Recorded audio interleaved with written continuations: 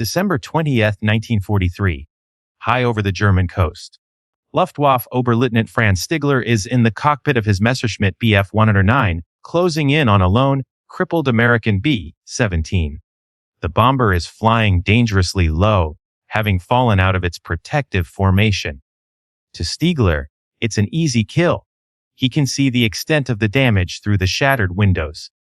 He can also see the men inside, wounded, disoriented, and fighting to keep their aircraft from falling out of the sky. One sustained burst from his cannons would tear the bomber apart. His finger is on the trigger. He's an ace with 22 confirmed aerial victories. This kill, his 23rd, would qualify him for the Knight's Cross, Germany's highest award for valor. Instead, Franz Stigler made a decision that directly violated his orders and should have ended his life. He chose to spare them. Franz Stigler was not a dissident. He was a professional fighter pilot and an expert one. Born in Bavaria in 1915, his family had a legacy of flight. His father and uncle were pilots in World War I. Flying was in his blood. By the start of World War II, he was an experienced civilian pilot and flight instructor with thousands of hours logged. He joined the Luftwaffe in 1940, where his instructors included some of Germany's top aces. One of them, Gustav R. Dell, taught Stigler a personal code: you fight with honor not for your enemy, but for yourself, to maintain your own humanity. By December 1943, Stigler was a battle-hardened veteran of the campaigns in North Africa, Sicily, and Italy before being reassigned to the defense of Germany itself. He'd been shot down and survived. He had 22 kills. At 28 years old, he was exactly the pilot the Luftwaffe needed to counter the escalating American bombing raids on German cities. But he was also the man who remembered what Dell had told him. That morning, the U.S. 8th Air Force had dispatched a formation to bomb aircraft factories in Bremen. The B-17 ww2 was part of that force, under the command of 21-year-old Second I Charlie Brown on his first mission as an aircraft commander. The mission disintegrated almost immediately. Heavy German fighter attacks struck the formation. ww2 took direct cannon hits. Its number 2 engine was destroyed. Its number 4 engine was critically damaged and losing oil. The electrical and oxygen systems were knocked out, subjecting the crew to hypoxia at altitude. Then it got worse. The tail gunner, Sjeet Hugh Eckenrode, was killed by a cannon shell. Multiple crewmen were wounded. The bomber's nose cone was shattered. The entire tail assembly was so heavily damaged that it threatened to shear off. The fuselage was perforated with holes large enough for a man to fit through. Charlie Brown managed to drop his bombs and turn for England, but ww2 could not keep up with the formation. In the air war over the Reich, a lone bomber was a dead bomber. German fighters hunted stragglers. The B-17 was now limping at just 2,000 feet, far below standard altitude, in a desperate attempt to make it to the North Sea. The crew knew more fighters would come. They had almost no ammunition. Most of their defensive guns were inoperable. They were defenseless. Franz Stigler had just landed at a nearby airfield to refuel and rearm. While still in his cockpit, ground crew began shouting and pointing. A B-17 was flying directly past the airfield at extremely low altitude. It was a perfect target. Stigler took off immediately. The engagement should have been simple. The bomber was crippled, alone, and slow. His Bf 109 was faster, fully armed, and more maneuverable. He approached from the bomber's rear, moving into a standard attack position. He needed just one more kill for the Knight's Cross. This was it. Stigler pulled his fighter alongside the bomber to visually confirm the target and select his aim point. Standard procedure. But what he saw through the massive holes in the fuselage brought the attack to an abrupt halt. Stigler could see directly inside the bomber. He could see the state of the crew. The tail gunner was visibly dead, slumped in his position. He saw other crewmen, covered in blood, trying to aid the wounded. He couldn't comprehend how the tail was still attached to the aircraft. The entire plane looked like it had been put through a grinder. Stigler then looked toward the cockpit. He saw Charlie Brown wrestling with the controls. The young pilot looked back at him. Their eyes met. For Franz Stigler, Gustav Ardell's words came back to him. This was no longer an enemy aircraft.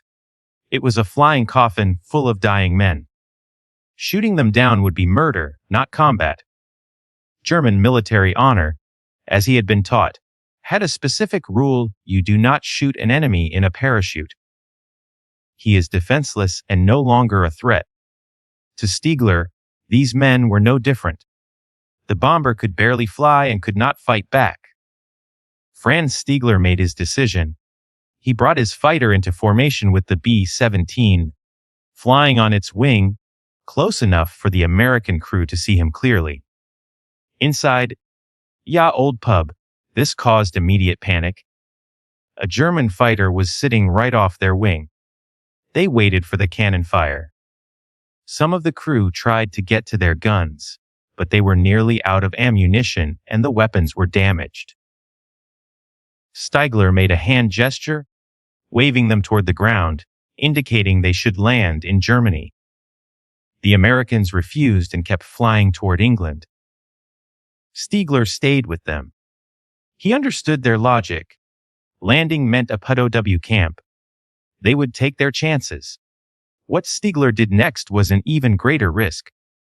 He moved his fighter into a protective escort position, making his plane clearly visible from the ground. His presence served a critical function. German anti-aircraft batteries along the coast were trained to fire on any Allied bomber. But a German fighter flying in close formation with it created confusion. Gunners on the ground would hold their fire, unsure if it was a captured aircraft or a special mission. Stigler was using his own fighter to shield the American bomber from German ground fire. They flew like this for several minutes, crossing the German coast. Stigler knew that every second he remained with them increased his risk of being spotted by other Luftwaffe pilots. If anyone reported what he was doing, deliberately helping an enemy bomber escape, he would face a court-martial. The penalty was death. Over the North Sea, at the edge of his operational range, Stigler pulled in close one last time. He looked at Charlie Brown, rendered a formal military salute, and then broke formation, turning back toward Germany. Charlie Brown and his crew watched the fighter disappear. They could not understand what just happened. An enemy pilot had just saved their lives. Yaldpub barely made it across the North Sea, landing at an emergency airfield in England. The ground crew who saw the bomber's condition could not believe it had remained airborne. The damage was so extensive that the aircraft was immediately scrapped for parts. All of the surviving crewmen returned home. Franz Stigler returned to his base. He never reported the incident. To do so was too dangerous. Aiding the enemy was treason under German military law. He continued to fly combat missions until the end of the war. He survived, surrendered to American forces, and in 1953, immigrated to Canada, where he became a businessman. Charlie Brown also survived the war. He returned to the United States and eventually served as a State Department official. But neither man ever forgot the events of that day. Charlie Brown was haunted by the memory of the German pilot who saved him. He ordered his crew to never speak of it, fearing professional repercussions if the U.S. military investigated why they were spared. Franz Stigler carried the memory as a closely guarded secret. He had defied orders and risked execution. For more than 40 years, both men remained silent. In 1986, Charlie Brown began a search for the German pilot. He published an account of the incident in a combat pilot newsletter, asking if anyone knew the pilot's identity. The notice eventually reached Franz Stigler in Canada. In 1990, they met for the first time on the ground. Charlie Brown was 68, Franz Stigler was 75. They recognized each other instantly. Franz confirmed every detail, explaining his actions were dictated by his code of honor and the sight of the wounded crew. He said he felt guilt not for sparing them, but for all the other aircraft he had shot down. The two men became close friends, spending their remaining years telling their story at military reunions and aviation events. They spoke by phone every week. Franz Stigler died in 2008 at age 92. Charlie Brown died 8 months later at 87. Before his death, Franz said that sparing Charlie Brown's crew was the most important thing he had ever done. Charlie Brown, said Franz, was the brother he never had. Franz Stigler's action on December 20th, 1943, was not about ideology. It was about the recognition of a common humanity in the middle of a total war. He risked his life to spare 10 men he did not know. He received no reward for it. He never got his Knight's Cross. But he kept his humanity.